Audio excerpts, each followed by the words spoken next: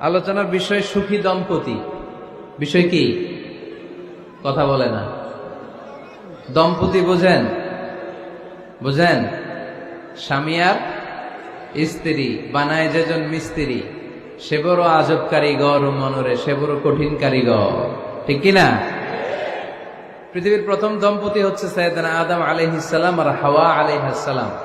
পৃথিবীর প্রথম স্বামী আদম আলাইহিস সালাম, প্রথম স্ত্রী হাওয়া আলাইহিস সালাম। ওয়া কুলনা ইয়া আদম উসকুন আনতা ওয়া যাওজুকাল জান্নাহ। আল্লাহ বললেন, আদম তুমি আর তোমার জোড়া বা তোমার স্ত্রী দুজনে মিলে জান্নাতে থাকো। তাহলে ওনারা ছিলেন স্বামী আর স্ত্রী, ঠিক কিনা? তাহলে এই দাম্পত্য সম্পর্কটা এটা জান্নাতি সম্পর্ক। কি সম্পর্ক? উত্তর দিতে হবে। দৌলতপুরের ভাইরা রাগ করছেন আমার সাথে? শীত লাগতেছে? উত্তর দেওয়া যাবে আওয়াজ করে? হ্যাঁ, আওয়াজ করে উত্তর দিবেন, মুখে তালা মেরে বসে থাকা যাবে না। তাহলে পৃথিবীর প্রথম স্বামীর নাম কি? আদম আলাইহিস সালাম। পৃথিবীর প্রথম স্ত্রী হাওয়া আলাইহিস সালাম। এই দাম্পত্য সম্পর্কটা বড় মধুর, বড় গভীর, বড্ড ভালোবাসা, ঠিক কিনা? স্বামী আর স্ত্রী, স্বামী আর স্ত্রী, এই সম্পর্কটাকে আল্লাহ তাআলা কোরআনে পোশাকের সাথে তুলনা করেছেন। কিসের সাথে? পোশাক। আরবিতে বলে লিবাস। আরবিতে কি বলে? লিবাস। আল্লাহ বলেছেন, ও নারীরা তোমরা পুরুষদের জন্য পোশাক, আর ও পুরুষেরা তোমরা নারীদের জন্য পোশাক। পড়েন সুবহানাল্লাহ। পোশাকের বেসিকলি তিনটা কাজ। কয়টা? কেউ কথা কয় না, আরো জোরে বলেন কয়টা? এখন আওয়াজ আসলো কোত্থেকে? আওয়াজ করে উত্তর দিবেন, চিল্লায় বলেন পোশাকের কাজ কয়টা? এভাবে শেষ পর্যন্ত খোঁচায় যেন সাউন্ড বের করা না লাগে, স্বপ্রণোদিত ভাবে উত্তর করবেন, ক্লাসের মতো হোক। তিনটা কাজ। এক নম্বর কাজ হচ্ছে পোশাক ইজ্জতের আবরু, লজ্জাস্থান ঢেকে রাখে, ঠিক কিনা? আমাদের লজ্জাস্থান ঢেকে রেখেছে আমাদের পোশাক। ঠিক তেমনি স্বামী তার স্ত্রীর ইজ্জত হেফাজত করে, স্ত্রী তার স্বামীর ইজ্জত হেফাজত করে, স্বামী তার স্ত্রীর চরিত্র হেফাজত করে, আর স্ত্রী তার স্বামীর চরিত্র হেফাজত করে। এজন্য আল্লাহ একে অপরের উদাহরণ দিতে যে লেবাস বা পোশাকের সাথে তুলনা দিয়েছেন। সুবহানাল্লাহ পড়েন। পোশাকের দুই নাম্বার কাজ হচ্ছে সৌন্দর্য। এই যে কত সুন্দর ডিজাইন করা, এমব্রয়ডারি করা পোশাক যখন আমরা পরি সুন্দর লাগে না? তেমনি পুরুষের চোখে নারী সুন্দর, নারীর চোখে পুরুষ সুন্দর, স্বামীর চোখে স্ত্রী সুন্দর, স্ত্রীর চোখে স্বামী সুন্দর। সুবহানাল্লাহ পড়েন। পোশাকের তিন নাম্বার কাজ হচ্ছে কমফোর্ট, আরাম দেয়া, প্রশান্তি দেয়া। শীতকালে এই যে আমরা ব্লেজার পরেছি, জ্যাকেট পরেছি, অনেকে চাদর গায়ে দিয়েছেন, কেউ মাথায় রুমাল দিয়েছেন, কেউ গলায় মাফলার দিয়েছেন, একটা উষ্ণ উষ্ণ আরাম আছে না নাই? আবার গরমের কালে পাতলা সুতি কটনের কাপড় পরলে একটা আরাম আছে না নাই? তাহলে পোশাক পরলে যেমনি আমাদের দেহ প্রশান্ত হয়, আরাম পাওয়া যায়, তেমনি স্বামী স্ত্রীর স্পর্শ পেলে সে আরাম পায়, তার হৃদয়টা প্রশান্ত করে দেয় কে? আবার স্ত্রী স্বামীর সঙ্গ পেলে তার মধ্যে প্রশান্তি এনে দেয় কে? এজন্য রব্বুল আলামিন বলেন, হুন্না লিবাসুল লাকুম ওয়া আনতুম লিবাসুল লাহুন্না।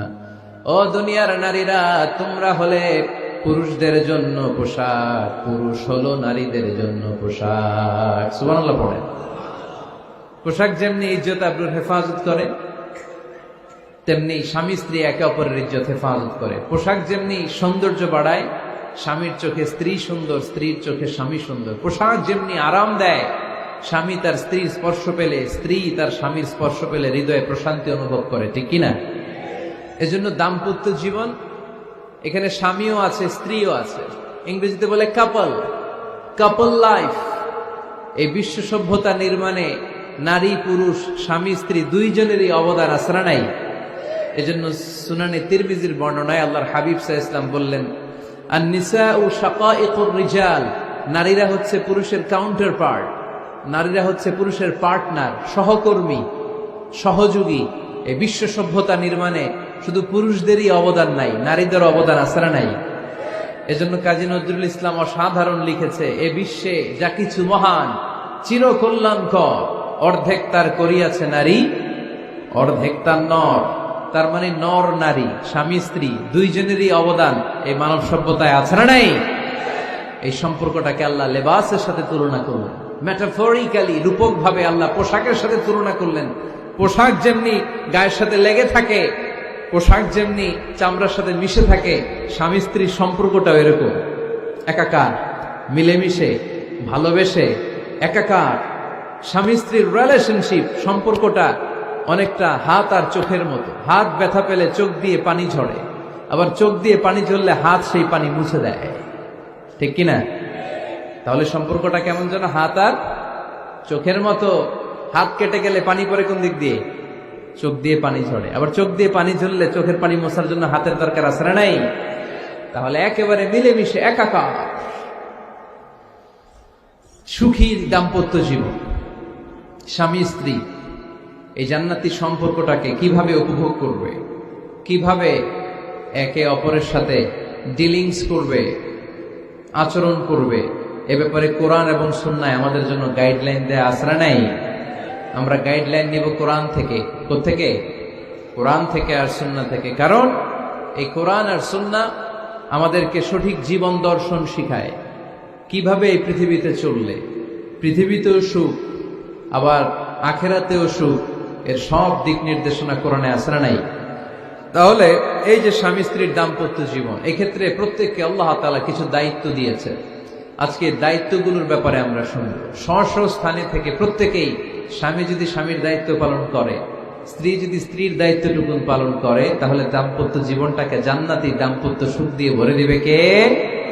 আল্লাহ। আমাদের প্রত্যেকের দাম্পত্য জীবন সুখী হোক, সমৃদ্ধ হোক, আমরা চাই কি চাই না? অনেকে বলে হুজুর সুখ নাই, সুখ নাই, ঘরের ভেতরে গেলেই জাহান্নাম।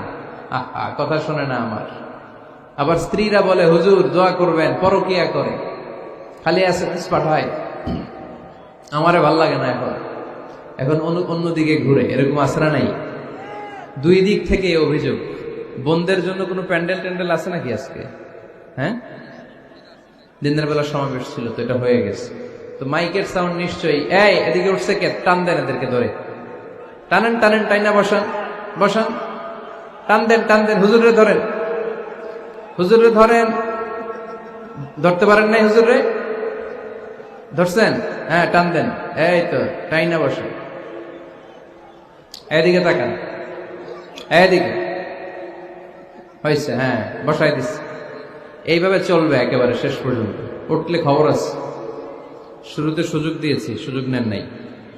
তো আমরা প্রথমে স্বামীর দায়িত্ব শুনবো।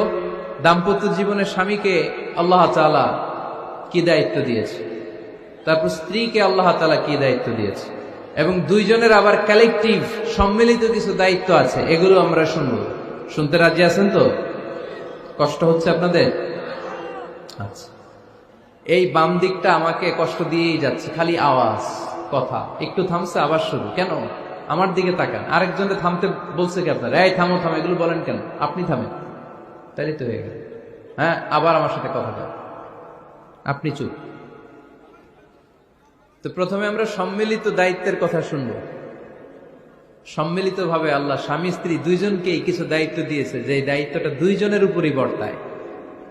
এরপরে শুনবো স্বামীকে আল্লাহ কিছু দায়িত্ব দিয়েছে, এটা শুনবো। এরপরে স্ত্রীকে কিছু দায়িত্ব দিয়েছে। আল্লাহর কসম, এই দায়িত্বগুলো যদি স্বামী স্ত্রী সম্মিলিতভাবে পালন করে, এক একটা ঘরকে আল্লাহ জান্নাতি পরিবার বানায় দিবে, সুখী সমৃদ্ধ জান্নাতি দম্পতি বানায় দিবে। এরকম দাম্পত্য জীবন, সুখময় দাম্পত্য জীবন আমাদের হোক। আমরা চাই কি চাই না? চাই।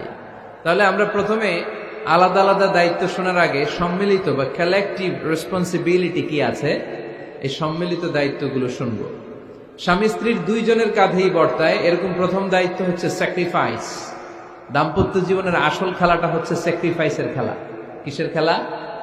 স্যাক্রিফাইস। এটা লাগবে। আমার বোনেরা, অথবা যুবতী বোনেরা, অথবা রিসেন্টলি বিয়ে হয়েছে এরকম বোনেরা, আজকে তো এক ভাই এসে দোয়া চাইল, হুজুর 3 দিন আগে বিয়ে হয়েছে আমার, একটু দোয়া করে দেন। তারপর যুবক ছেলেরা, তোমরা যারা বিয়ে করনি, করবা, খেয়াল করে শোনো, এগুলো কাজে লাগবে। স্যাক্রিফাইসটা খুব জরুরি। Sacrifice is the key of a successful happy couple life. একটা সুখী দাম্পত্য জীবনের আসল চাবি হচ্ছে স্যাক্রিফাইস। আওয়াজ করে বলতে হবে, চাবিটার নাম কি? স্যাক্রিফাইস করতে হবে, একটু মানিয়ে নেয়া, একে অপরকে বোঝা, একটু ভালোবাসা, একটু মানিয়ে চলা, এটার নাম হচ্ছে স্যাক্রিফাইস। একে অপরকে বোঝার চেষ্টা করা, একটু মানিয়ে চলার চেষ্টা করা, একটু ভালো লাগা, একটু ভালোবাসা, সুখ দুঃখ ভাগাভাগি করে মিলেমিশে একাকার হয়ে যাওয়া, এটার নামই দাম্পত্য জীবন, ঠিক কিনা? হ্যাঁ, এটার নামই দাম্পত্য জীবন। মিলেমিশে একাকার হয়ে যেতে হবে, স্যাক্রিফাইসের মানসিকতা অর্জন করতে হবে। একে অপরের দোষ ধরলে চলবে না, কারণ no one is perfect in this life. আপনি যে আপনার বউয়ের দোষ ধরতেছেন, আপনার দোষ নাই? কথা বলেন না কেন? আপনারও দোষ আছে না নাই? তো লিস্ট দুই ভাবে করা যায়, একটা হচ্ছে দোষের লিস্ট আর একটা হচ্ছে গুণের লিস্ট। দোষের লিস্ট বাদ দিয়ে দেন। আপনার স্ত্রীর মধ্যে আল্লাহ তাআলা কি কি গুণ দিয়েছে, এই গুণগুলোর লিস্ট করুন, দোষের লিস্ট নয়। দাম্পত্য জীবনটাই এমন, কখনো ঝগড়া, কখনো হাসাহাসি, কখনো মেঘ, কখনো বৃষ্টি, আছে না নাই? হয় না এরকম? আপস এন্ড ডাউনস, মাঝে মাঝে একটু ঝগড়া, মাঝে মাঝে আবার ভালোবাসা, আবার খুনসুটি, এগুলো মিলেমিশে একাকার করে স্যাক্রিফাইস দিয়ে একে অপরকে জয় করে নিতে হয়। কারণ no one is perfect in this world. এই পৃথিবীতে কেউই পারফেক্ট না। আপনি আপনার বউয়ের দোষ খুঁজলে আপনারও দোষ আছে না নাই? কেউ দোষমুক্ত নয়। এজন্য দোষ না খুঁজে আমরা স্যাক্রিফাইস করব। দাম্পত্য জীবনের এটাকে সুখী সমৃদ্ধ করার এক নাম্বার চাবিকাঠি হচ্ছে স্যাক্রিফাইস। এইদিকে কয়েকটা হচ্ছে, এগুলো টান দেন, বসান বসান বসান বসান।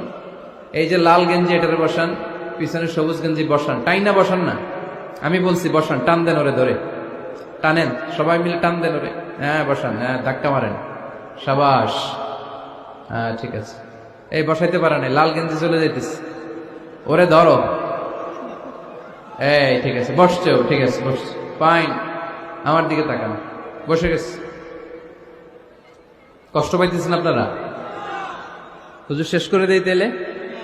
হ্যাঁ শুনবেন তো? ওঠা বসা কেন? সময় দিয়েছিলাম, ওই সময় যান না কেন? পুরো বাংলাদেশটা এরকম ক্যাওস, কেউ নিয়ম মানতে চায় না, যেতে বলছি যায় না, এরপরে কথা শুরু করছে, এখন ওঠা শুরু করছে। তো শৃঙ্খলা আপনি কোথায় কাজে লাগাবেন? এটা কোরআনের মাহফিল, এখানে নীতির কথা শোনানো হয়, তো এখানে যা চলবে সব নীতি মেনেই চালাতে হবে, ঠিক কিনা? অনিয়ম করতে পারবেন না আপনি। আর এখানে তো ওনারা স্বাধীনতা ঘোষণা করছে, আলাদা হয়ে যাবে এরা, আপনারা স্বাধীন হয়ে যান, হয়েছে? এদিকে তাকান। তাহলে সুখী দাম্পত্য জীবনের এক নাম্বার চাবির নাম কি? স্যাক্রিফাইস। চিল্লায় বলতে হবে, সেটা কি? তাহলে হাজব্যান্ড ওয়াইফ দুইজনেই স্যাক্রিফাইস করবেন। এই যে ভাই, আল্লাহর দোহাই লাগে, আল্লাহর দোহাই, এই দৌলতপুরের ব্যাপারে খুব খারাপ একটা ইমপ্রেশন নিয়ে আমি যাব আপনাদের কারণে। আপনারাই আপনাদের দৌলতপুরের বদনামের জন্য যথেষ্ট। আরেকজনের বসানোর দরকার নেই, নিজেই বসেন, কাউরে ইঙ্গিত করার দরকার নেই, কোথাও লাইট মারার দরকার নাই, লাইট বন্ধ করে নিজেই বসে যান, বসেন।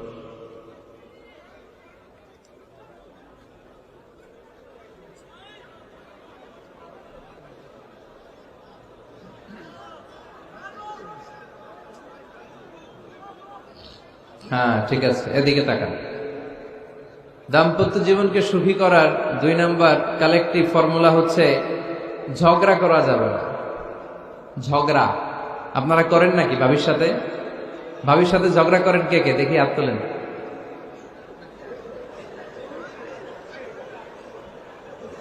এইদিকে সব আল্লাহর ওলি, এরা ঝগড়া টগড়া করে না। আপনি করেন? এই সাহসী সন্তান আছে কিছু, মাশাআল্লাহ, ঠিক আছে, বেশি করেন না আবার। হ্যাঁ ঠিক আছে, ঠিক আছে, তোমরাও করো, বুঝছি, আপনারাও করেন, ওকে। না, ঝগড়া করা যাবে না।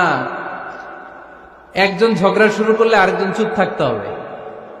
দুইজনই ঝগড়া করলে, দুইজন রেগে গেলে ঝামেলা আসরা নাই। স্বামী রেগে গেলে স্ত্রী চুপ, স্ত্রী কখনো রেগে গেলে স্বামী চুপ, দুইজনই রেগে গেলে তৃতীয় বিশ্বযুদ্ধ, ঠিক কিনা? এজন্য ঝগড়া করতে দেয়া যাবে না। কারণ এই ঝগড়া, সামান্য ঝগড়া থেকে এই ঝগড়া বাড়তে বাড়তে এটা বিচ্ছেদের দিকে গড়ায়, ডিভোর্স হয়ে যায়। এরকম কত কেস যে আমার কাছে আসে, কত কেস যে আমার কাছে আসে যে হুজুর ছোট্ট ঝগড়া থেকে আমাদের মধ্যে ঝগড়া বাড়তে বাড়তে ইগো প্রবলেমের কারণে বিচ্ছেদে গড়ায়। আর এই ঝগড়া একটু শুরু হলে ইবলিস শয়তানের কাজ হচ্ছে পালে বাতাস দেয়। কি দেয়? পালে বাতাস পেলে এটা দাউ দাউ করে উঁচু হয়ে ওঠে। আগুনের মধ্যে যেমনি কেরোসিন ঢাললে দাউ দাউ করে জ্বলে, সামান্য ঝগড়ার ছোতা পেলে ইবলিস শয়তান খালি দাউ দাউ করে এই ঝগড়ার আগুনকে জ্বালিয়ে দেয়। ঠিক কিনা? এই জন্য ঝগড়া করবেন না, মেহরবানি করে ঝগড়া শুরু করবেন না। যে কোনো মূল্যে এই ঝগড়াকে থামায় রাখতে হবে। তো ফ্যামিলিতে ঝগড়া অনেক সময় হয়ে যায়, কিন্তু একজন ঝগড়া করলে আরেকজন চুপ থাকতে হবে। ঝগড়া নিয়ে একটা মজার গল্প আছে, শুনবেন? বিশৃঙ্খলা করলে তো গল্প শোনানো যাবে না, একেবারে চুপ। আমার দিকে তাকান, তাকিয়েছেন? ঝগড়া নিয়ে যে গল্পটা সেটা হচ্ছে, এক স্বামী ওয়াজ শুনে বাড়িতে গেছে রাত 11টায়। তো বাড়ির কাছাকাছি যেতে না যেতে স্ত্রীর আবার স্বভাব হচ্ছে রাতের খাবারটা স্বামীর সাথে একসাথে খায়, আলাদা খায় না। তো বাড়ির সামনে যেই স্বামী ফোন দিছে ওয়াইফকে, এই শুরু করার আগে দরজাটা খোলো, আমি চলে আসছি। তো ওয়াইফ এসে দরজা খুলে দিচ্ছে। এবার স্বামী ঘরে ঢুকে বলে, শুরু করার আগে রাতের খাবারটা দিয়ে দাও টেবিলে, খেয়ে ফেলে। স্ত্রী বেচারি ডাইনিং টেবিলে খাবার দিয়েছে, হাজবেন্ড বেচারা ওয়াশরুম থেকে ফ্রেশ হয়ে ডাইনিং টেবিলে বসেছে, স্ত্রীও বসেছে। তো খুব বড্ড গরম।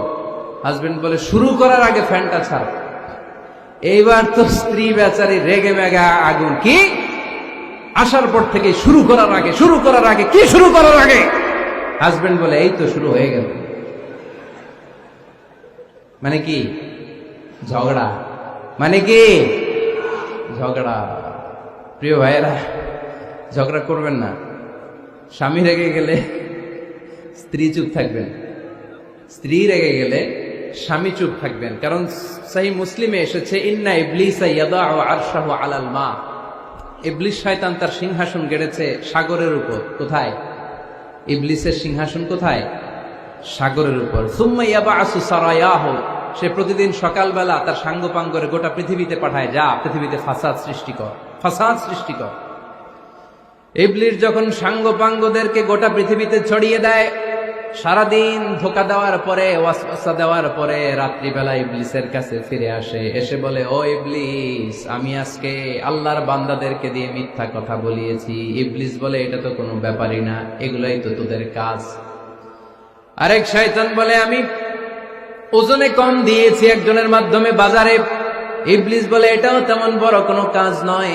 আরেকজন বলে, আমি সুদের ডিলিংস করিয়েছি। ইবলিস বলে, এটাও কোনো কাজ নয়। আরেক শয়তান বলে, আমি মদের আড্ডাখানায় নিয়ে মসজিদে যেতে নিয়েছিল, সেখান থেকে সরিয়ে মদের আড্ডাখানায় আল্লাহর বান্দাদেরকে নিয়েছি। ইবলিস বলে, এইটাও তেমন বড় কোনো কাজ নয়। আরেক শয়তান এসে বলে, মা তারাকতুহু হাত্তা ফাররাকতু বাইনাহু ওয়া বাইনা ইমরাআতিহি, আমি এক আল্লাহর বান্দার সাথে বান্দির ঝগড়া লাগিয়ে ঝগড়া করাতে করাতে তালাক পর্যন্ত নিয়ে গিয়েছি। মা তারাকতুহু হাত্তা ফাররাকতু বাইনাহু ওয়া বাইনা ইমরাআতিহি, আমি এক ইমানদার পরিবারকে ধ্বংসের শেষ প্রান্তে নিয়ে গিয়েছি। সামান্য ঝগড়ার পরে আমি ওয়াসওয়াসা দিতে দিতে ঝগড়া বাড়াতে বাড়াতে তালাক পর্যন্ত নিয়েছি। ইবলিস বলে, শাবাশ, তুই তো কাজের মতো কাজ করেছিস, আমার কাছে আয়, আমার কাঁধে ওঠ। ইবলিস তখন ওই শয়তানকে কাঁধে নিয়ে নাচতে শুরু করে। নাউজুবিল্লাহ পড়বেন না? এজন্য ইমানদারদের সংসার ভেঙে খান খান হোক, এটা হলে ইবলিস খুশি। আর ইমানদারের পরিবার টিকে থাকলে আমার আল্লাহ খুশি। আমরা কার খুশি চাই? এজন্য শয়তানরে খুশি হতে দেয়া যাবে না। ইমানদারদের পরিবারগুলো ঝগড়ার মাধ্যমে ভেঙে যাক, সব সময় শয়তানের মিশন এটা। আর ইমানদারদের পরিবারগুলো টিকে থাক, এটা আমার আল্লাহ সব সময় চায়। সুবহানাল্লাহ পড়েন। এজন্য দৌলতপুরের ভাইরা, ঝগড়া করবেন না। ঝগড়া কিন্তু নবী রাসূলদের পরিবারেও ছিল, আল্লাহ রাসূল সাল্লাল্লাহু আলাইহি ওয়াসাল্লামের পরিবারেও ঝগড়া ছিল। এটা স্বাভাবিক, দাম্পত্য জীবনের খুব সিম্পল ইস্যু। একজন রাগ করলে আরেকজন থেমে যাবে। পারবেন? কি হলো, পারবেন না? আল্লাহর হাবিব সাল্লাল্লাহু আলাইহি ওয়াসাল্লামের সাথে আম্মা জান আয়েশার ঝগড়া হতো। মজার একটা হাদিস শুনে, সহিহ বুখারীর হাদিস, মুসনাদে আহমদ ইবনে হাম্বলও এসেছে এই হাদিসটা। আম্মা জান আয়েশার সাথে ঝগড়া। ঝগড়ার পর আম্মা জান আয়েশাও রাগ, আল্লাহ রাসূল সাল্লাল্লাহু আলাইহি ওয়াসাল্লামও রাগ। এখন রাগ মিটানোর দরকার আছে না নাই? আল্লাহ রাসূল সাল্লাল্লাহু আলাইহি ওয়াসাল্লাম বললেন, আয়েশা চলো মিটমাট করে ফেলি। সুবহানাল্লাহ কইবেন না? চলো মিটমাট করি। তো কারে ডাকবো মিটমাটের জন্য? ওমর রে ডাকি। আম্মা জান আয়েশা বলে, না, ওমর গলিব, ওমর খুব মেজাজওয়ালা, আমার ডর লাগে। তোমার আব্বারে ডাকি। আব্বারে ডাকেন। আব্বারে ডাকেন। খুশি হয়ে গেছেন আম্মা জান আয়েশা রাদিয়াল্লাহু। আবু বকর রাদিয়াল্লাহু চলে আসলেন, দাঁড়ালেন। এবার বিষ্ণু সাল্লাল্লাহু আলাইহি ওয়াসাল্লাম বললেন, তাতাকাল্লিমিন আও আতাকাল্লাম, কি ঘটছে আমাদের মাঝে, তুমি বলবা না আমি বলবো? আম্মা জান আয়েশা বললেন, তাতাকাল্লামু আনতা ওয়ালা তাকুল ইল্লা হাক্কান, আপনিই বলেন তবে সত্য ছাড়া মিথ্যা বলেন না। আবু বকর রাদিয়াল্লাহু তাআলা আনহু শুনে রেগে গেলেন, কি এ কেমন কথা তোমার? নবীকে উদ্দেশ্য করে তুমি বলছো সত্য ছাড়া মিথ্যা বলবেন না, নবী কখনো মিথ্যা বলবে নাকি? রেগে মেয়ের গায়ে মেরেছে এক চোর। চোর খেয়ে আম্মা জান আয়েশা উল্টে পড়ে গেলেন। সাইয়েদনা আবু বকর রাদিয়াল্লাহু তাআলা আনহু রেগে গড়গড় করতে লাগলেন, আবার মারার জন্য উদ্যত হলেন। আম্মা জান আয়েশা রাদিয়াল্লাহু তাআলা আনহু বাঁচার জন্য এবার বিশ্বনবীর পিছনে যে আশ্রয় নিলেন। সুবহানাল্লাহ পড়বেন না? বিশ্বনবী সাইয়েদনা আবু বকরের সামনে দুই হাত মেলে ভেবে দাঁড়িয়ে গেলেন। আল্লাহর হাবিব যখন আম্মা জান আয়েশাকে বাঁচানোর জন্য দুই হাত উঁচু করে দাঁড়িয়ে গেলেন, সাইয়েদনা আবু বকর থেমে গেলেন। সাইয়েদনা আবু বকর এই পরিস্থিতি দেখে ঘর থেকে বের হয়ে ঘরের বাইরে দাঁড়ালেন। এবার আল্লাহর রাসূল সাল্লাল্লাহু আলাইহি ওয়াসাল্লাম আম্মা জান আয়েশাকে তুললেন, বললেন, ইয়া আয়েশা কাইফা রাআইতিনি আনকাসতুকি মিনার রাজুল, দেখলা নাকি কেমন করে আমি তোমার বাবার হাত থেকে তোমারে বাঁচালাম? আজকে আমি যদি সামনে দাঁড়িয়ে না বাঁচাতাম, তোমার বাবা তোমারে একেবারে মেরেই ফেলতো। সুবহানাল্লাহ পড়ে। দেখছো আয়েশা, আমি বাঁচাইলাম তোমারে, আমার সাথে ঝগড়া করো, আমি বাঁচাইলাম। এই কথা শুনে আম্মা জান আয়েশা রাদিয়াল্লাহু তাআলা লজ্জায় পড়ে হেসে দিলেন। সুবহানাল্লাহ পড়বেন না? এত আস্তে সুবহানাল্লাহ। লজ্জায় হেসে দিলেন। বিশ্বনবী সাল্লাল্লাহু আলাইহি ওয়াসাল্লাম এবার হেসে দিলেন। দুইজনের হাসাহাসি শুনে বাইরে থেকে আবু বকর রাদিয়াল্লাহু তাআলা আনহু হাসির আওয়াজ শুনে অবাক, কি রে এতক্ষণ যুদ্ধ, এখন আবার হাসি কেন? হাসে দেখার জন্য সাইয়েদনা আবু বকর রাদিয়াল্লাহু তাআলা আনহু ঘরের ভেতরে ঢুকলেন। ঢুকে দেখেন আম্মা জান আয়েশাও হাসে, বিশ্বনবীও হাসে, সাইয়েদনা আবু বকর হেসে দিলেন। আরশের উপর থেকে খুশি হয়ে গেলেন কে? এবার সাইয়েদনা আবু বকর বলেন, ইয়া রাসূলুল্লাহ, ইয়া হাবিবাল্লাহ, আশরিকানি ফি সিলমিকুমা কামা আশরাকতুমানি ফি হারবিকুমা। নবী গো, আপনাদের দুইজনের মধ্যে যুদ্ধ লাগলে যেমনি মিটমাট করার জন্য আপনি আমারে ডাকেন, আপনাদের এই আনন্দ ঘন মুহূর্তগুলোতে শরীক হওয়ার জন্য মাঝে মাঝে আমারে ডাইকে। সুবহানাল্লাহ পড়েন। আপনাদের মধ্যে যুদ্ধ লাগলে সন্ধি করার জন্য যেমনি আমারে ডাকেন, আপনারা যখন আনন্দ ঘন পরিবেশ এরকম খুনসুটি করেন, হাসাহাসিতে মেতে ওঠেন, তখন একটু আমারে ডাইকেন। সুবহানাল্লাহ পড়বেন না? দেখেন আল্লাহ রাসূল সাল্লাল্লাহু আলাইহি ওয়াসাল্লাম পৃথিবীর সবচেয়ে শ্রেষ্ঠতম মানুষ। উনাদের পরিবারেও ঝগড়া হতো, কিন্তু এই ঝগড়া কোনোদিন তালাক পর্যন্ত গিয়েছে? কথা বলেন না কেন? আল্লাহর হাবিব সাল্লাল্লাহু আলাইহি ওয়াসাল্লাম তার কোন স্ত্রীকে তালাক দিয়েছেন? প্রায় আম্মা জান আয়েশার সাথে রাগারাগি হতো। আল্লাহর হাবিব সাল্লাল্লাহু আলাইহি ওয়াসাল্লাম বলতেন, আয়েশা কখন তুমি রেগে থাকো সেটাও আমি জানি, কখন তুমি আমার উপর খুশি থাকো সেটাও আমি জানি। ইয়া আয়েশা ইন্নী লা আ'লামু ইযা কুনতি আন্নী রাদিয়া ওয়া ইযা কুনতি আলাইয়া গাদবা। আয়েশা কখন রেগে থাকো তাও বুঝি, কখন খুশি থাকো তাও বুঝি। আম্মা জান আয়েশা বললেন, ইয়া রাসূলুল্লাহ কেমনে বোঝেন? বিশ্বনবী বললেন, তোমার দোয়ার বাক্যগুলো শুনো বুঝি। যখন তুমি আমার উপরে খুশি থাকো তখন দোয়ার সময় তুমি এভাবে বলো, ওয়া রাব্বি মুহাম্মদ, ও মুহাম্মাদের রব, আপনি আমাদের সব গুনাহ মাফ করে দেন। আর যখন তুমি আমার উপর রেগে থাকো তখন তুমি মুনাজাতের সময় বলো, ওয়া রাব্বি ইব্রাহিম, ইব্রাহিমের রব, আপনি আমাদেরকে ক্ষমা করে দেন। তার মানে যখন তুমি রেগে থাকো তখন দোয়ার সময় আমার নামটা মুখে নিতে চাও না। সুবহানাল্লাহ পড়েন। তখন তুমি দোয়ার সময় অন্য নবীর নাম নাও। আম্মা জান আয়েশা বললেন, ইয়া রাসূলুল্লাহ মা আহাজুরু ইল্লা ইসমাক, আমি তো শুধু নামটাই সরাই, আমার মুখ থেকে কেবল আপনার নামটাই সরায় রাখি, আমার হৃদয় থেকে কখনো আপনারে সরাতে পারি না। আমার হৃদয় জুড়ে আপনি, মা আহাজুরু ইল্লা ইসমাক, নবী হে, আমি শুধু দোয়ার সময় রাগের মাথায় আপনার নামটা বাদ দেই, হৃদয় থেকে তো আপনারে বাদ দিতে পারি না। সুবহানাল্লাহ বলবেন না? তার মানে নবীদের ফ্যামিলি তো ঝগড়া এগুলো হতো, কিন্তু এটা তালাক পর্যন্ত গড়াতো না, ঠিক কিনা? তাহলে এখন থেকে আমাদের এই স্লোগান নিতে হবে যে ঝগড়া করলেও আমরা ডিভোর্সের দিকে যাব না, পারা যাবে? আর একজন রেগে গেলে আরেকজনকে চুপ থাকতে হবে। ভাবি রেগে গেলে আপনি চুপ, পারবেন? পারবেন না? ইনশাআল্লাহ। এই যারা বিয়ে করে না এরা ইনশাআল্লাহ, আর বাকিরা চুপচাপ। আওয়াজ করে পড়েন না ইনশাআল্লাহ। তাহলে প্রথমে স্যাক্রিফাইস, তারপর ঝগড়া করা যাবে না। 3 নাম্বার, দাম্পত্য জীবনের কোনো গোপন কথা অন্যের কাছে শেয়ার করা যাবে না। হাদিসে এসেছে, এটাকে বলা হয়েছে আযমুল আমানা, এটা সবচেয়ে বড় আমানত। যারা দাম্পত্য জীবনের একান্ত বিষয় কারোর সাথে শেয়ার করে তারা সবচেয়ে বড় কবিরা গুনাহ করে। আশারুন নাস বলেছেন বিশ্বনবী এদেরকে, সবচেয়ে নিকৃষ্ট মানুষ। ইয়াউমাল কিয়ামাতি মানজিলাতান, আল্লাহর কাছে কিয়ামতের দিন সবচাইতে নিকৃষ্ট হয়ে দাঁড়াবে ওই দম্পতি, ওই নারী কিংবা ওই পুরুষ। তুফদি ইলা যাওজিহি ওয়া ইউফদি ইলা যাওজিহা সুম্মা ইউনশিরু সিররাহা, তারা একান্ত সময়ে ফিজিক্যাল ইন্টিমেসিতে যা করে এটা পরে মানুষের কাছে বলে বেড়ায়। এরকম আছে না নাই? খবরদার, এটা বড় কবিরা গুনাহ। অনেক বোনরা একসাথে হলে দাম্পত্য জীবনের বিভিন্ন গোপন বিষয় নিয়ে কথা বলে, আছে না নাই? অনেক পুরুষরা একে অপরের সাথে, বন্ধুদের সাথে বিভিন্ন বিষয় নিয়ে শেয়ার করে, এটা এমন ওইটা এমন, এগুলো বলা যাবে? আসিবাউ হারাম। দাম্পত্য জীবনের সব বিষয়, স্বামীর সব বিষয় স্ত্রীর কাছে আমানত, স্ত্রীর সব বিষয় স্বামীর কাছে আমানত রেখেছে কে? দাম্পত্য জীবনের এই প্রাইভেট লাইফের কোনো কিছু কিয়ামত পর্যন্ত অন্যের কাছে প্রকাশ করাকে হারাম ঘোষণা করে দিয়েছে কে? এজন্য খবরদার আমার বোনেরা, একসাথে মহিলারা হলে পেটের কথা পিঠের কথা সব বের করে দেয়, আছে না নাই? কিছু থাকে না, সব বের হয়ে যায়। খবরদার, সব বললেও দাম্পত্য জীবনের কোনো কথা শেয়ার করা যাবে? আমার ভাইয়েরা খবরদার, আপনাদের দাম্পত্য জীবনের কোনো কথা আপনার বন্ধুর সাথে শেয়ার করতে পারবেন না। এগুলো ফ্যামিলি শান্তি নষ্ট করে, দাম্পত্য জীবনের সুখকে নষ্ট করে। তাহলে 3 নাম্বার, প্রাইভেসি বজায় রাখবেন, এটা দুজনেরই দায়িত্ব। 4 নাম্বার, অহেতুক সন্দেহ পরিহার করুন। অনেক স্ত্রী আছে হাজবেন্ডের খালি সন্দেহ করে, এই ওদিকে তাকাই লাগেন, ওই মেয়ের দিকে তাকাই লাগেন, মোবাইল দেখি, মোবাইল দাও, ফেসবুকের পাসওয়ার্ড দাও, ঢুইকা দেখি মেসেঞ্জারে কার সাথে চ্যাট করছে, এই অফিসের ফাইল দেখি, এই এটা দেখি, এই তোমার ইনবক্স চেক করবো, এদিকে দাও, আছে না নাই? এই সন্দেহ ঘরটারে জাহান্নামের টুকরা বানিয়ে ছেড়েছে। অহেতুক সন্দেহ করবেন না। আবার ভাইরা ভাবিদেরকে অহেতুক সন্দেহ করবেন, এই ওদিকে গেলা কেন, ওদিকে তাকাইলা কেন, এটা করলা কেন, ওইটা করলা কেন, দেখি তোমার মোবাইল, তোমার মোবাইলের গ্যালারি দেখি, লক করে রাখছো কেন, লক খোলো, আছে না নাই?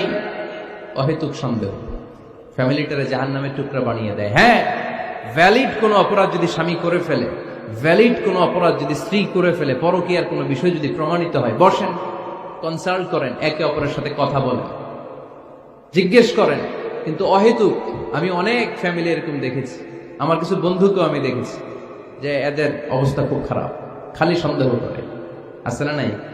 এই সন্দেহের রোগটা বড় রোগ, এই রোগ থেকে বেরিয়ে আসতে হবে। অহেতুক সন্দেহ করা যাবে না। 5 নাম্বার, হাজব্যান্ড ওয়াইফের দায়িত্ব হচ্ছে একে অপরের সহযোগী হতে হবে, সহকর্মী। আল্লাহর জান্নাত পাওয়ার ক্ষেত্রে একে অপরের সহযোগী। আপনি একা জান্নাতে যাবেন, ভাবি জাহান্নামে, এটা আপনি চান? জি না, আওয়াজ নাই আমগো গলায়। আপনি এটা চান? ভাবি একা জান্নাতে যাবে, আপনি যাবেন না, এটা ভাবি চায়? চায় না। তাহলে গেলে একসাথেই যান না, একসাথেই যান, একসাথেই যাবেন, আলাদা না। এজন্য আল্লাহর আনুগত্যে, আল্লাহর ইবাদতে, দাম্পত্য জীবনে একে অপরের সহযোগী হতে হবে। স্বামী ভুল করলে স্ত্রী সুন্দর করে শুধরে দিবে, স্ত্রী ভুল করলে স্বামী শুধরে দিবে। ফজরের সময় স্ত্রী হাজবেন্ডকে ডেকে দিবে, উঠতে না চাইলে ঠান্ডা পানির ছিটা দিবে। কারণ জান্নাতে একা যাওয়া যাবে না, গেলে দুইজনই যাব। কথা কয় না? দুইজনেই জান্নাতে যাওয়ার দরকার আছে না নাই?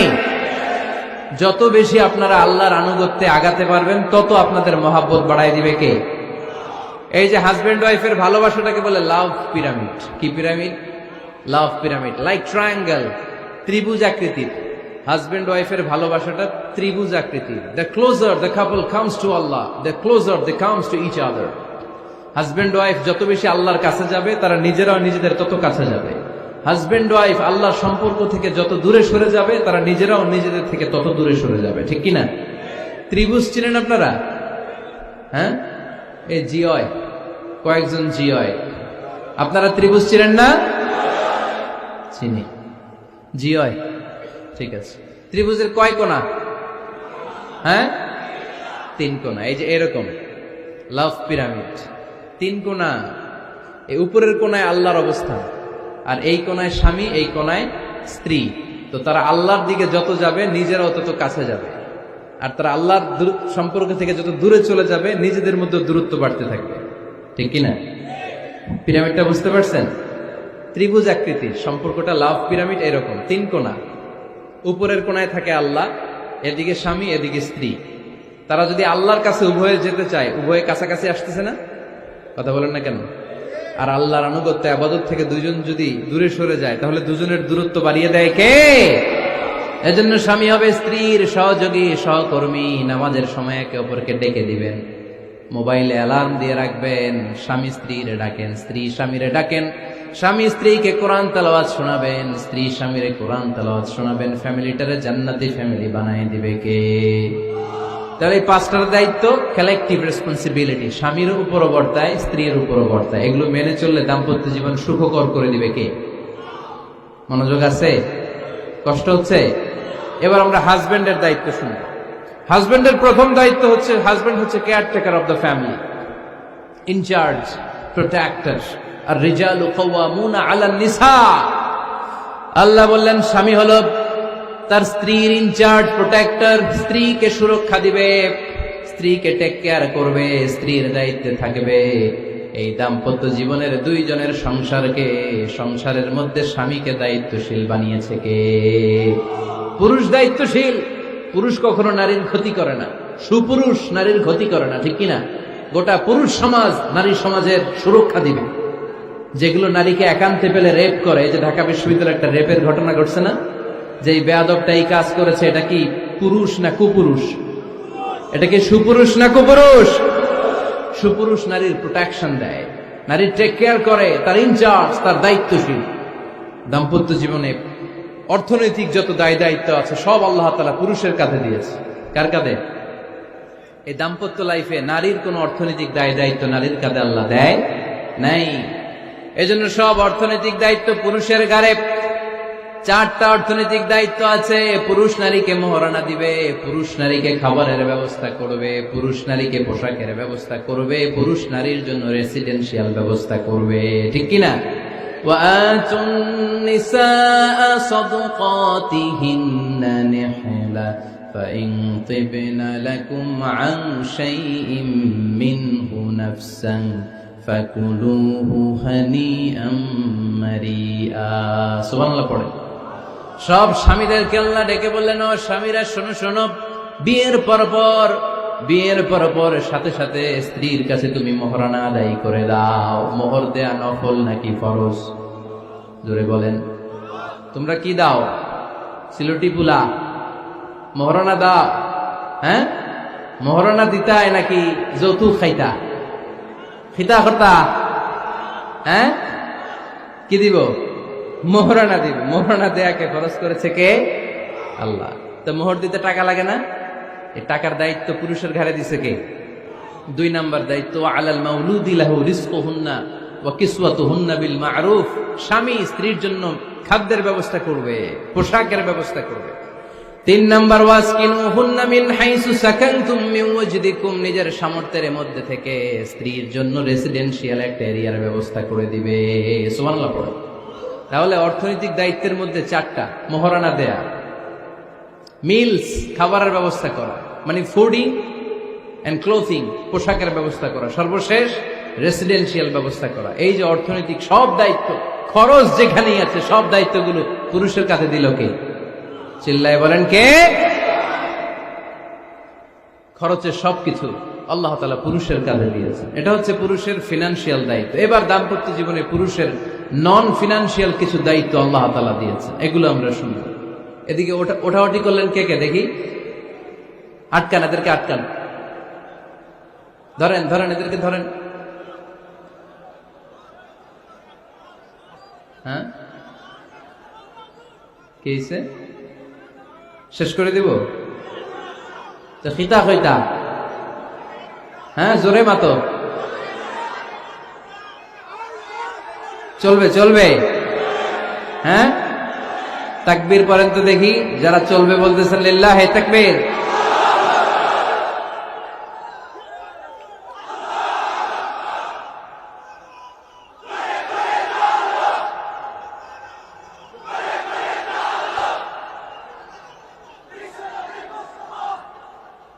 মাশাআল্লাহ, মাশাআল্লাহ।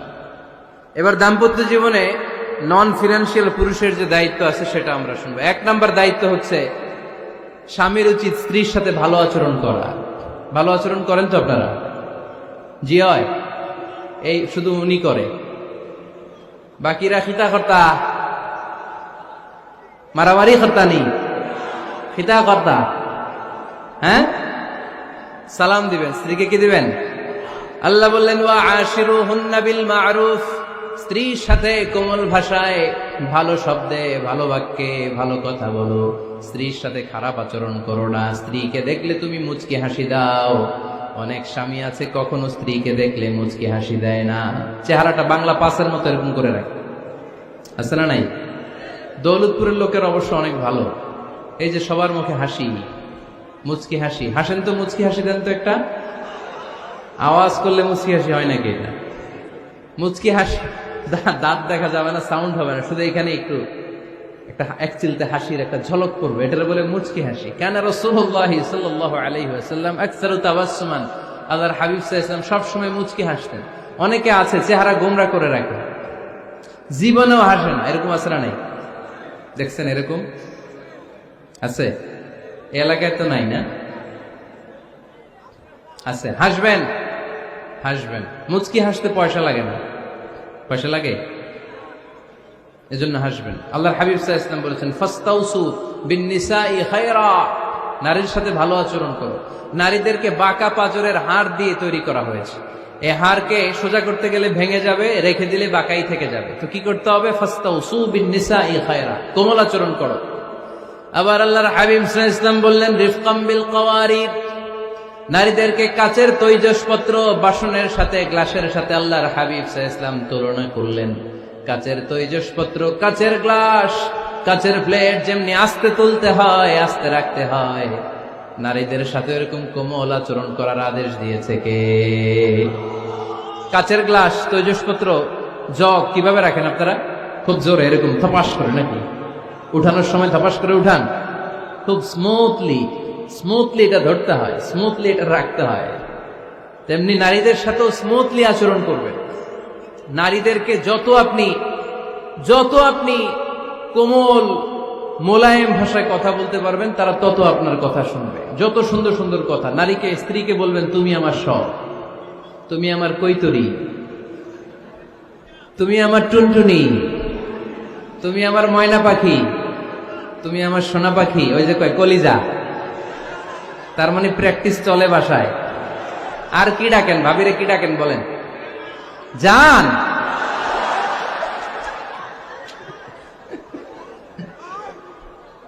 জান ডাকেন।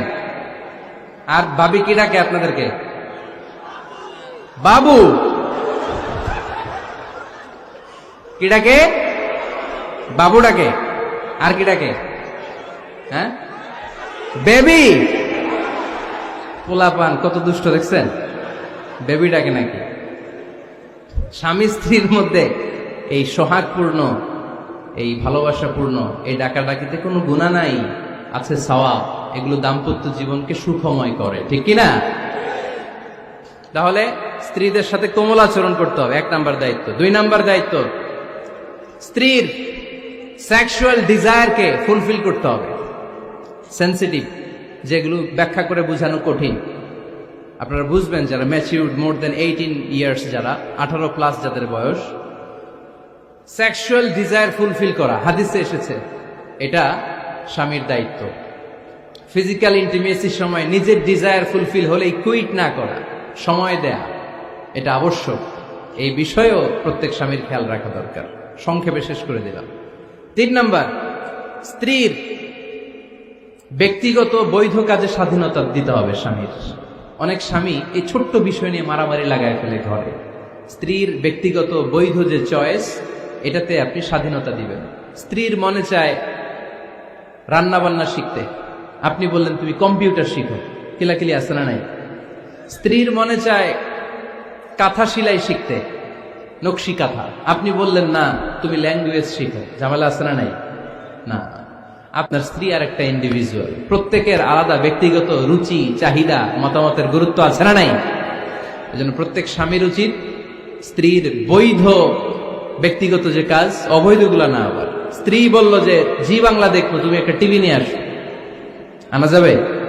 কথা বলেন।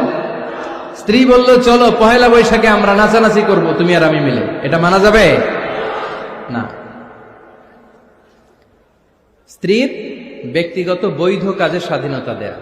আম্মা জান আয়েশা রাদিয়াল্লাহু তাআলা আনহা বলেন, ওয়া কানা লি সাওয়াহিবু ইয়ালআবনা মাই, বুখারীর বর্ণনা।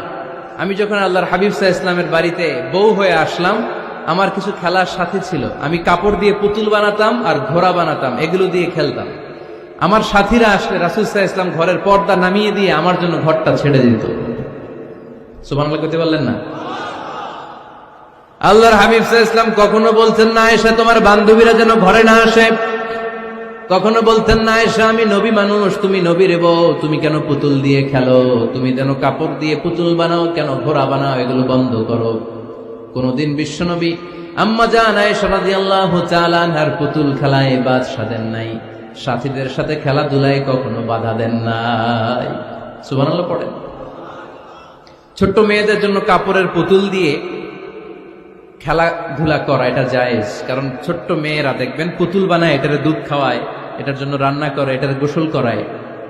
এটাকে ছোট্ট মেয়েদের জন্য পুতুল খেলা জায়েজ রাখা হয়েছে এজন্য, কারণ তারাই কিছুদিন হবে এই প্রজন্মের মা। তাদের সন্তানদেরকে কেমন করে লালন পালন করবে তার একটা প্র্যাকটিস খেলার ছলেই ছোটবেলায় হয়ে যায়। সুবহানাল্লাহ পড়েন। এজন্য 3 নম্বর দায়িত্ব স্ত্রীর ব্যক্তিগত হালাল যে কাজগুলো আছে তার ব্যক্তিগত এই ভালো কাজগুলোতে আপনার স্বাধীনতা দিতে হবে, বাধা দেয়া যাবে না। 4 নম্বর দায়িত্ব স্ত্রীর প্রশংসা করবেন। কি করবেন? প্রশংসা। আমরা খালি দোষ খুঁজি, তোমার রান্না ভালো না, তোমার চেহারা ভালো না, তোমার বাপ ভালো না, তোর মা ভালো না, তোর 14 গোষ্ঠী খারাপ, আছে না নাই? তো এই বেডি আপনারা ভালোবাসবে? এই বেডি তো আজীবন আপনার বদনাম করবে, ঠিক কিনা? কোনদিন তারে আপনি প্রশংসা করলেন না, প্রশংসা করবেন। স্ত্রীর চেহারার প্রশংসা করেন, যে তুমি সুন্দর, তুমি সুন্দরী, এরকম বলেন, খুশি হবে না? হ্যাঁ, তুমি সুন্দর তাই চেয়ে থাকি, সে কি মোর অপরাধ? কোনো অপরাধ নাই, ইচ্ছা মতো গাইতে থাকেন স্ত্রীর শানে গান, সব আছে নাই? তবে শুধু স্ত্রীকে শোনানো যাবে, ভাবিরে শোনানো যাবে, শালীরে শোনানো যাবে, পাশের বাড়ির কাউরে শোনানো যাবে? দেখেন ইসলাম কত চেক এন্ড ব্যালেন্স। স্ত্রীকে আপনি গান শোনান, কোনো গুনাহ নাই, আছে শুধু সওয়াব। তাহলে 4 নম্বর পয়েন্ট হচ্ছে এপ্রিসিয়েশন। সারাদিন এই মহিলাটা ফজরের পর থেকে উঠে ঘর গোছায়, মশারিগুলো খোলে, বিছানা পরিষ্কার করে, বাচ্চাদেরকে ক্লিন করে, স্কুলের টিফিন রেডি করে দেয়, বাচ্চাদেরকে স্কুলে যেতে দেয়, আপনার জন্য খাবার রেডি করে, কাপড় ধোয়, ঘরের সবাইকে দেখভাল করে। একদিনও আপনি তার এপ্রিসিয়েশন করলেন না। এরকম ডাকাইত স্বামী আছে না নাই? দৌলতপুরে নাই, এখানে সব ভালো। এপ্রিসিয়েট করবেন। আমরা ভুলে যাই, একটা থ্যাঙ্কস দিতে ভুলে যাই, একটা জাযাকিল্লাহ, আল্লাহ তোমাকে জাযা দেখ, এটাও বলি না। এদিকে তাকান, বলবেন তুমি সুন্দরী, তুমি অনন্যা, তুমি সুস্নিগ্ধা, তুমি প্রিয়ংবদা, তুমি সুহাসিনী, তুমি সুকেশিনী, তুমি সুভাষিনী, তুমি অসূর্যম পোষ্যা, মেঘে কালো কেশ, কাজল কালো চুল, হরিণের মতো ডাগর ডাগর দুটি তোমার চোখ। আহা হা, যে পোলাপান খুশি হয়ে গেছে। আহা হা, ওরা মুখস্থ রাখতেছে, বলবে এগুলা। বিয়ে করে নাই কিন্তু এখনো, তো জায়গা মতো বলবা। গার্লফ্রেন্ডে বলো না আবার। কাকে বলবা? স্ত্রীকে। কাকে? স্ত্রীকে। পারা যাবে না? একটু এপ্রিসিয়েশন দেওয়া যাবে না? ওনাদেরকে একটু প্রশংসা করবেন। প্রশংসা পেলে নারীরা বড্ড খুশি হয়। যদি আপনি বলেন যে তোমার রান্নাটা আজকে অসাধারণ হয়েছে, দেখবেন আরেক বাটি আইনা দিতেছে, খাইতে পারতেছে না, এরপর পাতে তুলে দেয়, আরেকটু খাও, আরে খাও না, আছে না নাই? ওই যে প্রশংসা করছেন, খুশি হয়ে গেছে। তো আপনি 10,000 টাকার বান্ডিল দিয়ে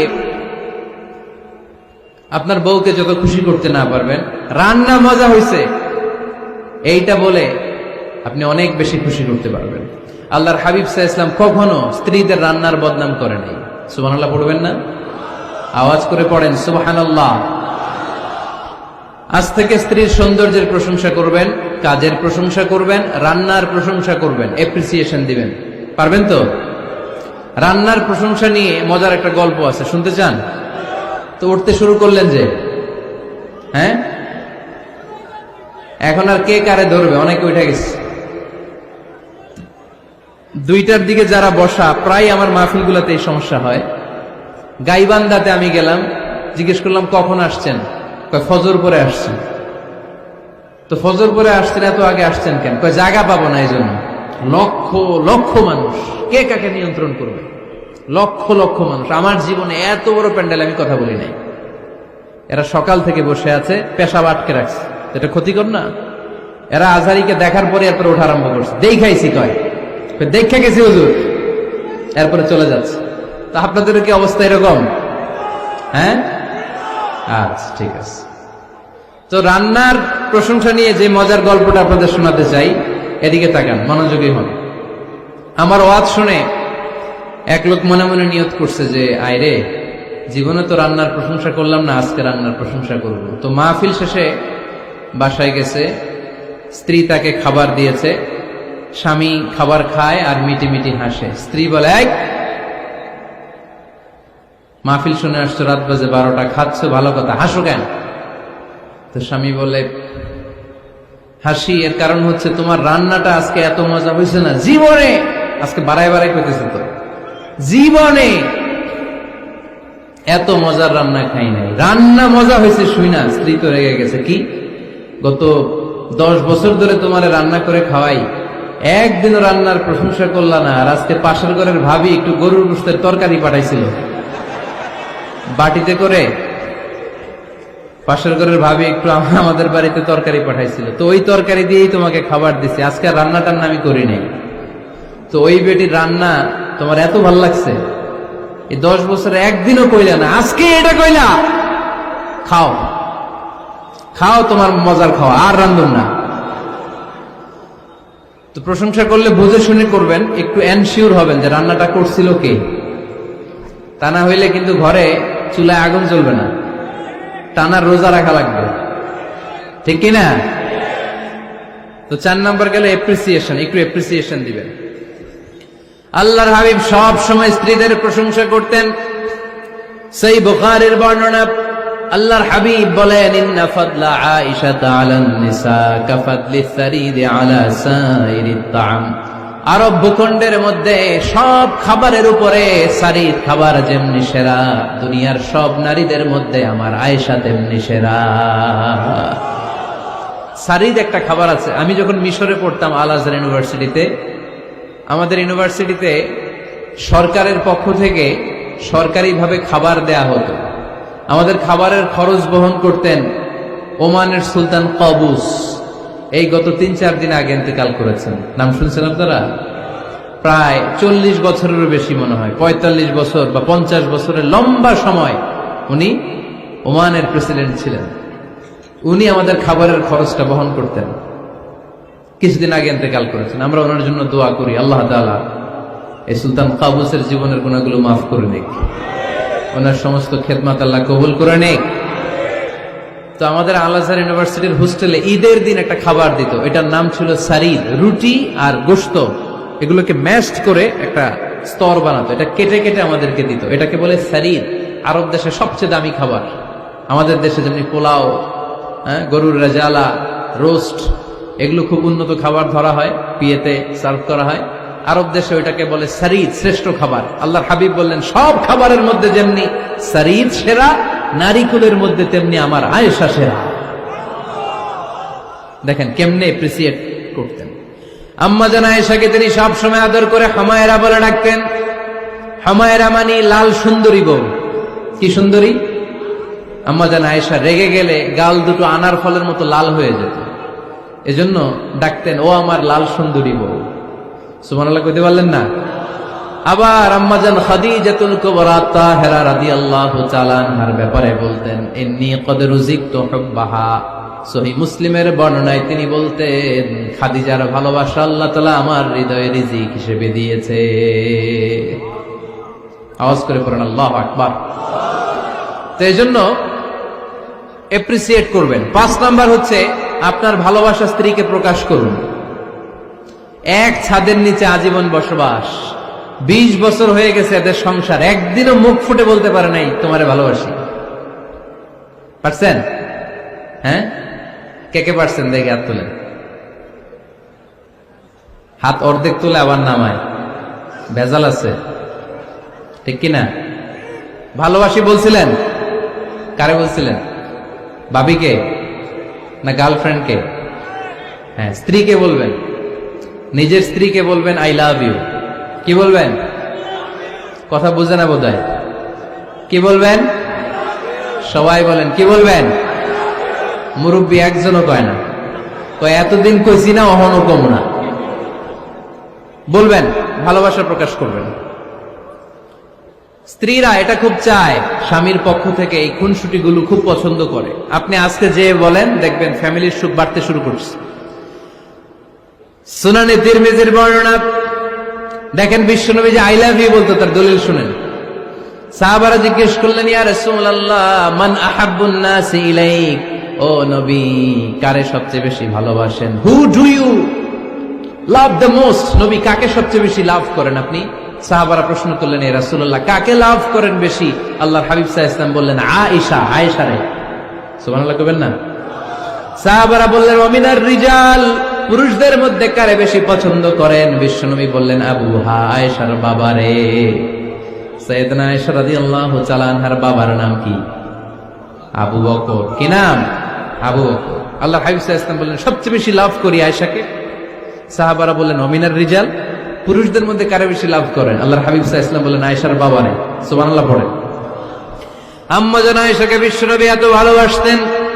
আম্মা জান আয়েশা পেয়ালার যেইখানে ঠোঁট লাগিয়ে দুধ পান করতেন, বিশ্বনবী পেয়ালার ওই জায়গাটা খুঁজে খুঁজে ওই জায়গায় ঠোঁট লাগিয়ে দুধ পান করতেন। আম্মা জান আয়েশা রাদিয়াল্লাহু তাআলা আনহা গোশত খেয়ে হাড্ডি চষে হাড্ডিটা রেখে দিলে, বিশ্বনবী আম্মা জান আয়েশার চষা হাড্ডিটা মুখে নিয়ে আবার চষতে শুরু করে দিতেন। পড়েন সুবহানাল্লাহ। দুইজন একসাথে এক বালতি থেকে পানি নিয়ে গোসল করতেন। পড়েন আল্লাহু আকবার। তাহলে এভাবে ভালোবাসা প্রকাশ করতে পারবেন তো? 6 নাম্বার, স্বামীর দায়িত্ব হচ্ছে গৃহস্থলী ছোটখাটো যে কাজ আছে এই কাজগুলোতে হেল্প করা। আমরা অনেক সময় এগুলোর লজ্জা মনে করি। আল্লাহর হাবিব সাল্লাল্লাহু আলাইহি ওয়াসাল্লাম আমাদের মডেল। আল্লাহর হাবিব সাল্লাল্লাহু আলাইহি ওয়াসাল্লাম ঘরের কাজে সাহায্য করতেন। আপনারা এইভাবে ওটা শুরু করলেন? হ্যাঁ, বউকা বসেন বসেন বসেন, শেষ করে দিচ্ছি, আর 10 মিনিট বসেন। আল্লাহর হাবিব সাল্লাল্লাহু আলাইহি সাল্লাম ঘরের কাজে সাহায্য করতেন। আপনারা ঘরের কাজে সাহায্য করেন তো? আম্মা জান আয়েশা বলেন, বিশ্বনবী নিজ হাতে জুতা সেলাই করেছেন, নিজ হাতে জামা সেলাই করেছেন। মুসনাদে আহমদ ইবনে হাম্বলের বর্ণনা, আল্লাহর রাসূল সাল্লাল্লাহু আলাইহি ওয়াসাল্লাম দুধ খেতে মন চাইলে নিজ হাতে ছাগলের দুধ দহন করেছেন। সুবহানাল্লাহ। নিজে আটার খামির বানাতেন, আম্মা জান আয়েশা চুলায় সেকা দিতেন। আবার আম্মা জান আয়েশা রাদিয়াল্লাহু তাআলা আনহা আটার খামির বানাতেন, বিশ্বনবী এটা চুলায় সেকা দিতেন। সুবহানাল্লাহ পড়েন। দুধ খেতে চাইলে নিজ হাতে বিশ্বনবী ছাগির ওলান থেকে দুধ দহন করে আম্মা জান আয়েশার কাছে এনে দিয়ে দিতেন। সুবহানাল্লাহ পড়েন। তাহলে ঘরের কাজে সহায়তা করবেন, ঘরের কাজে সহায়তা। 7 নাম্বার, হালাল এন্টারটেইনমেন্ট, হালাল বিনোদন, এটা ইসলাম জায়েজ রেখেছে। অনেকে আমরা বিনোদনটাকে হারাম মনে করি, এরকম আছে না নাই? হ্যাঁ, বিনোদন 2 ধরনের, একটা হারাম এন্টারটেইনমেন্ট আর একটা হচ্ছে হালাল এন্টারটেইনমেন্ট। আম্মা জান আয়েশা রাদিয়াল্লাহু তাআলা আনহাকে নিয়ে মরুভূমিতে দৌড়াদৌড়ি করতেন। ভাবির সাথে দৌড়াদৌড়ি করছেন কারা কারা? দেখি হাত তোলেন। হ্যাঁ, দৌড়াদৌড়ি করছেন কোথায়? যৌতুকের লেগে হেতে দৌড়াইছেন? হেতি বাসাল্লাই দিছে দৌড়, এই দৌড়াদৌড়ি না। আম্মা জান আয়েশা রাদিয়াল্লাহু তাআলা আনহার সাথে বিশ্বনবী মরুভূমিতে দৌড়াদৌড়ি করেছেন। বলেছেন, আয়েশা দেখো কে কার আগে ওই খেজুর বাগান ধরতে পারে, তুমি আগে না আমি আগে। একবার বিশ্বনবী জিতলেন, তার 7 বছর পরে প্রথমে আম্মাজান আয়েশা রাদিয়াল্লাহু তাআলা আনহা ওই দৌড়ে জিতলেন। তার 7 বছর পরে বিশ্বনবী জিতে আম্মাজান আয়েশাকে হারায় দিলেন। পড়েন সুবহানাল্লাহ। ঈদের দিন আম্মাজান আয়েশাকে হাবাসি সাহাবাদের তীর আর বল্লম দিয়ে যে খেলা চলতে, এই খেলা দেখাতেন। সুবহানাল্লাহ পড়েন। বিশ্বনবী খেলা দেখাতেন আম্মাজান আয়েশাকে। এই হচ্ছে স্বামীর দায়িত্ব। হালাল এন্টারটেইনমেন্ট আপনি করতে পারবেন। বসেন, দোয়া করে দিচ্ছি, বসেন। বুঝতে পারছি অনেক আগে আসছেন আপনারা। বসেন, বসে যান, এখনই দোয়া হচ্ছে। বসেন বসেন বসেন বসেন, এখনই দোয়া করব। বসে যান, বসে যান।